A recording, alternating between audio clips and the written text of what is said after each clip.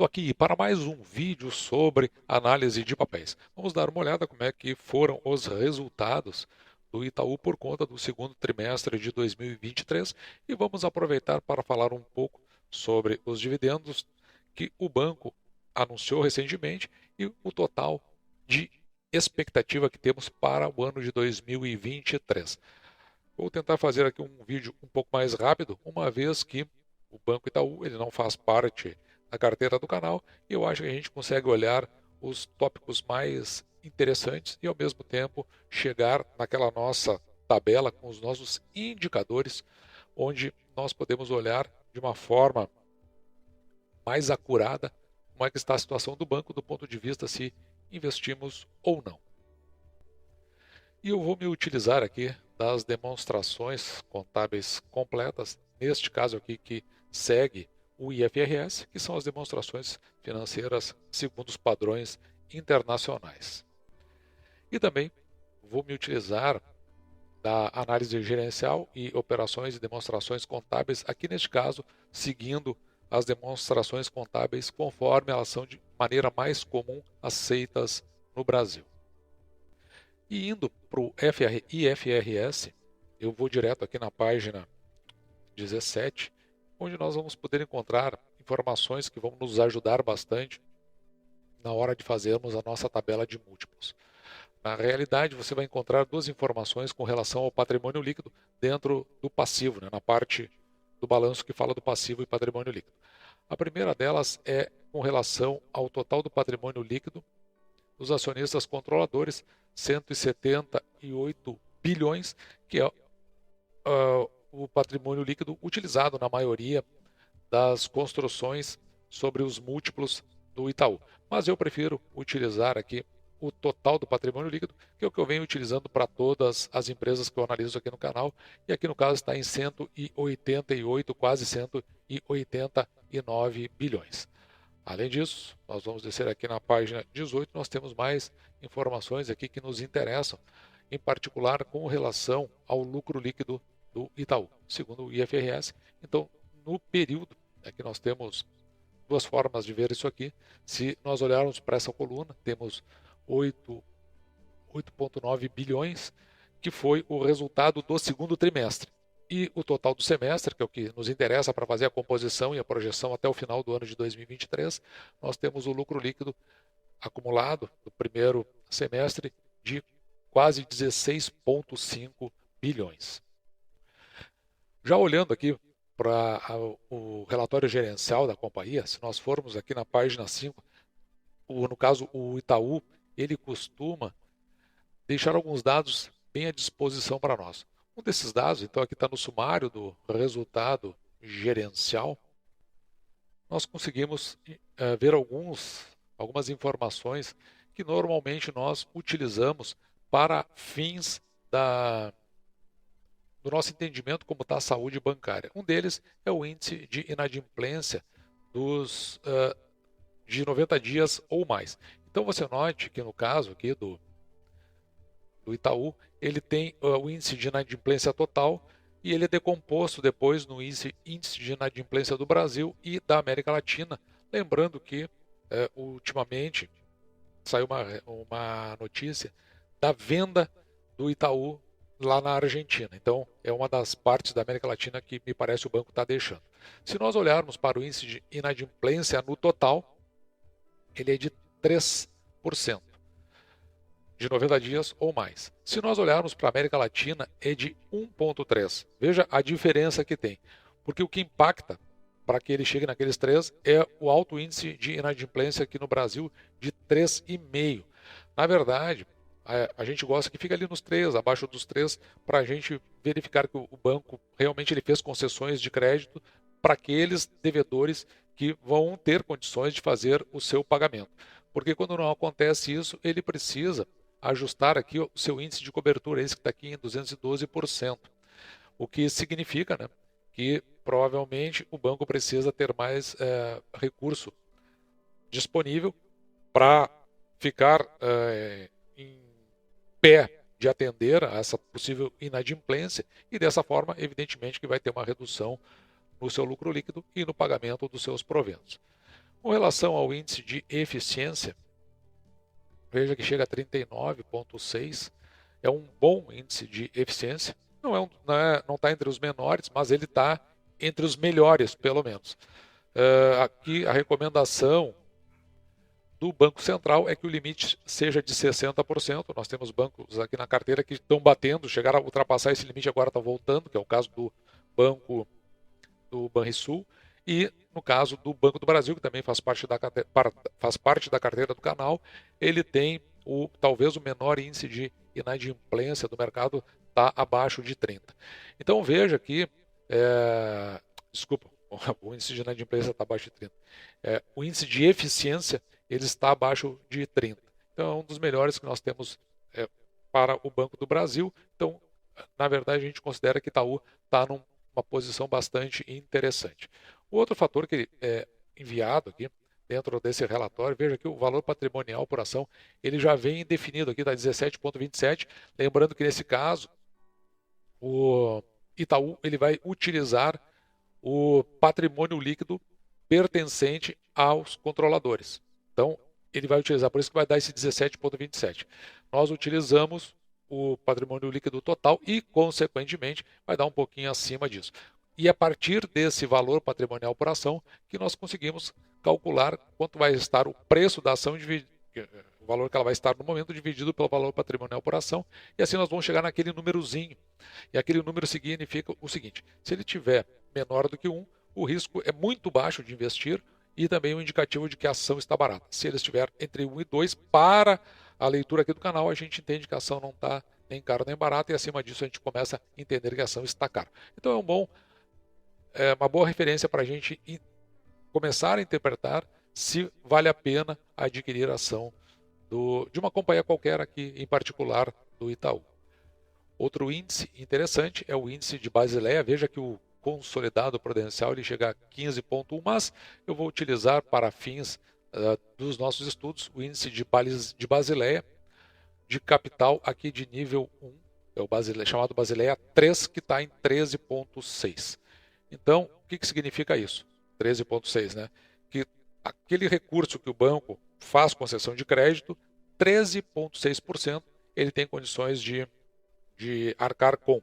O restante vem das captações que ele faz dentro do mercado, poupança, CDBs, enfim, dos clientes que deixam seu dinheiro lá à disposição do banco. Quanto maior esse índice, melhor. O índice de Basileia, a recomendação original era de 30%, mas no Brasil tem ficado em torno desses 15%.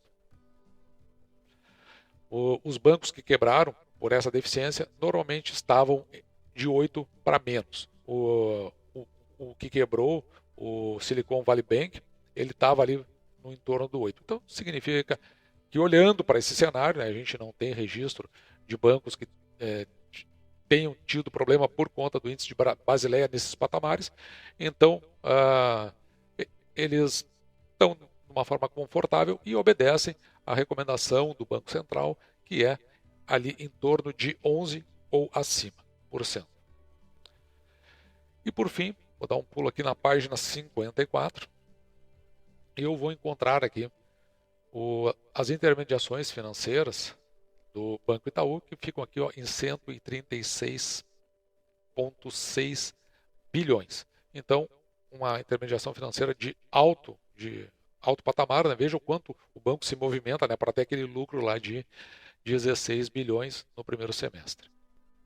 E agora sim, nós podemos condensar todos esses dados que nós apreciamos dentro da nossa tabela, onde nós vamos contar o histórico do Itaú e saber como é que ele se desenvolveu ao longo do tempo e o que a gente pode ter em termos de projeção. Veja que a gente tinha uma projeção aqui no final de 2023, lá no início do ano, a primeira vez que montamos essa tabela, de 251 bilhões em termos de receita pelas intermediações financeiras. Com o resultado apurado, já dá para a gente estabelecer aqui 273, portanto, os resultados do Itaú eles estão melhores do que nós tínhamos projetado.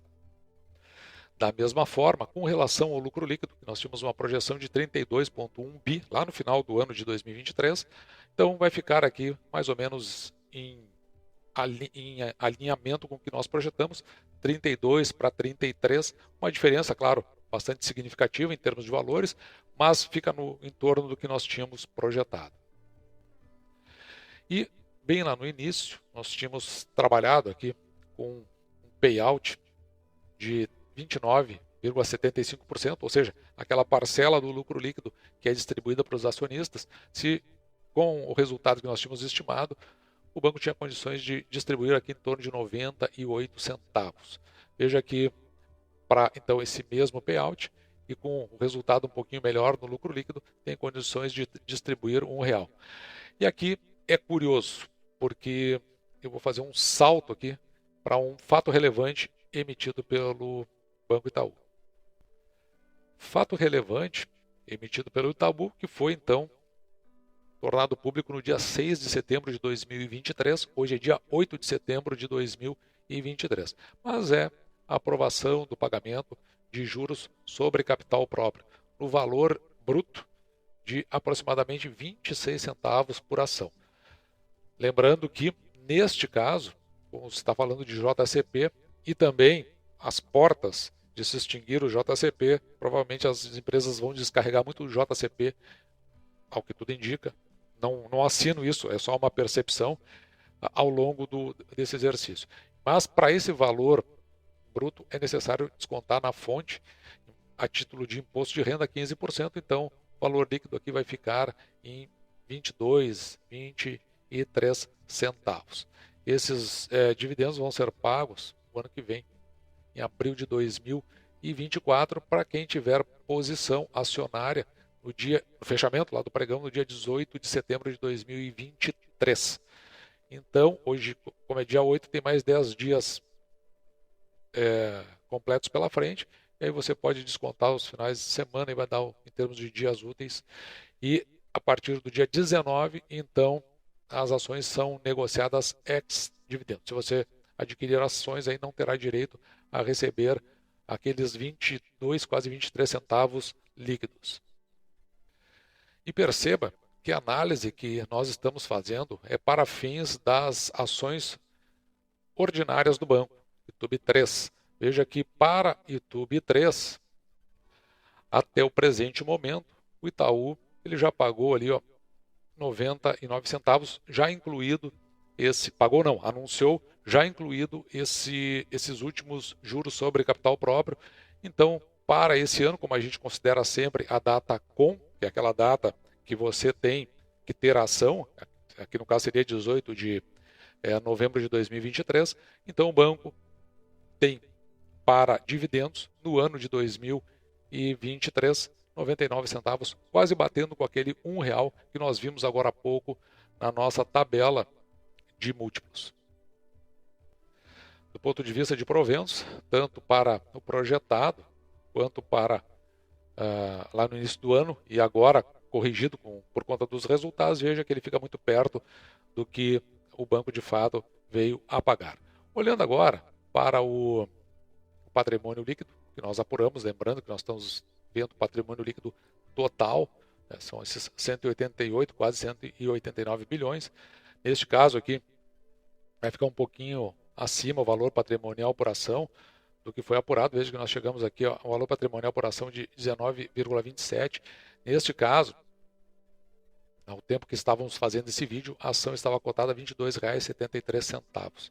Para esses R$ 22,73, o preço da ação, dividido pelo valor patrimonial por ação, ficaria em 1,18.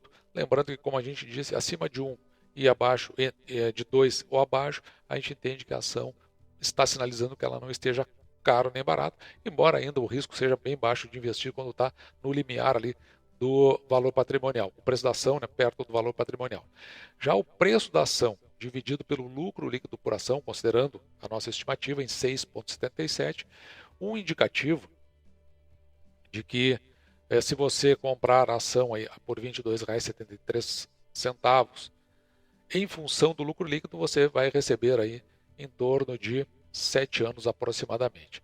Outro parâmetro que a gente utiliza para estabelecer limites de preço é exatamente pegar os proventos e dividir por 6%, porque 6% é o mínimo que aceitamos receber em proventos pelo valor que pagamos pela ação. Quando fizemos essa divisão, veja o que acontece, é que nós temos aqui um preço teto de R$ 16,65. Quando nós olhamos para o passado e fizemos a média de tudo que o banco pagou nos últimos 5 anos aqui, pagou em média R$ 1,41. Mas o que distorce isso é o ano de 2019, onde o banco pagou R$ 2,80, bem acima dos valores que ele veio pagando nos últimos 5 anos, que ficam em patamares distintos. Neste caso, o preço teto dividindo esse R$ 1,41 por 6%, ficaria aqui em R$ 23,44. Em confirmando esses proventos, que praticamente já estão confirmados, estão aí bem próximo dos 99 centavos, e nós dividindo ele por esse preço da ação atual, nós vamos ter aqui um dividend yield de 4,4%, o que fica muito abaixo dos 6% que nós procuramos. Então, para fins do canal, do método que nós estabelecemos aqui no canal, a gente não tem olhado para Itaú. E por fim, nós temos a nossa tabela final, que é o nosso comparativo banco a banco. Nós temos Banrisul, Bradesco, Banco do Brasil e agora colocamos o Itaú. Tem outros bancos e essa tabela eu sempre deixo disponível no Instagram do canal mh.investir para você verificar aquele que, no caso o banco, melhor se ajusta ao seu método, a forma como você recebe ele na sua carteira. Lembrando que nós aqui temos trabalhado praticamente com 3 tipos de empresas, de seguros, elétricas e setor bancário. E eventualmente também analisamos outras empresas que fogem do patamar aqui da carteira do canal, mas aí são excepcionalidades que a gente faz por questões muito de momento. Em breve a gente deve analisar Gerdau, mas já analisamos também Irani e Klabin, que são empresas muito comentadas por grandes players, mas que elas não são aqui do contexto do canal, mas eventualmente a gente avalia apenas para ter uma referência e também para que a gente vá melhorando o nosso processo de análise. Veja que com tudo isso, o mais importante até nem são tanto esses múltiplos, mas as conclusões que nós tiramos. Uma delas, por exemplo, é o índice altíssimo de inadimplência quando nós estamos falando do Brasil. E com isso nos dá um sinal daquilo que pode impactar na nossa economia, uma vez que a gente considera as famílias aí bastante endividadas. Dito isso, espero você tenha gostado. Vou ficando por aqui e me despeço, deixando, como sempre, o meu grande abraço!